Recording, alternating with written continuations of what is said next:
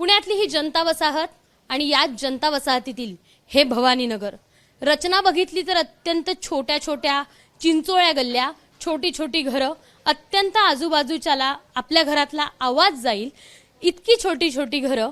आणि बघितलं तर याच घरांपैकी एका घरात आजोबांकडनं आपल्याच नातीवर 9 वर्षाच्या नातीवर लैंगिक अत्याचाराचा प्रयत्न केला जातो। आजूबाजूच्यांना ही सगळी आवाज येतो, माहिती पडतं आणि त्याच्यानंतर या आजोबांना कोंडून त्या मुलीला घेऊन इथले सगळे नागरिक आहे ते पोलीस स्टेशनकडे किंवा त्या घराच्या बाहेर धाव घेतात।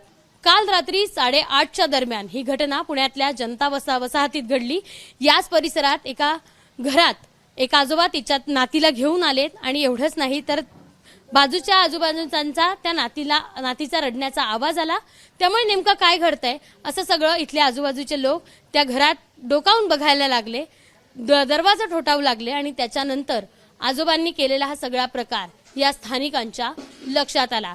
याच आजोबांना आता पर्वती पोलीस स्टेशननी आहे तो गुन्हा दाखल केला आहे, त्यांना अटक देखील केलेली आहे। मात्र हा जो प्रकार घडला तो अत्यंत वाईट आणि खालच्या दर्जाचा असल्याचं इथल्या स्थानिकांचं म्हणणं आहे। पण जर बघितलं तर नसरापूरची ही घटना ताजी आहे, त्याच्यासोबतच मागच्या अनेक बलात्काराच्या घटना आहेच। मात्र घरातली मुलगी ज्या आजोबांनी जन्मल्यापासून आपल्याच लेकीची मुलगी आजोबांनी जन्मल्यापासून अंगाखांद्यावर खेळवली असेल, ज्या मुलीनं आजोबाला बेस्ट फ्रेंड मानलं असेल, त्याच आजोबांची अशी घाणेरडी नजर आपल्याच नातीवर जात असेल तर ही विकृती अत्यंत वाईट आहे आणि ही विकृती ठेचण्याची आता गरज दिसून येते। या आजोबांना पर्वती पोलीस ठाण्यात आता अटक करण्यात आली आहे।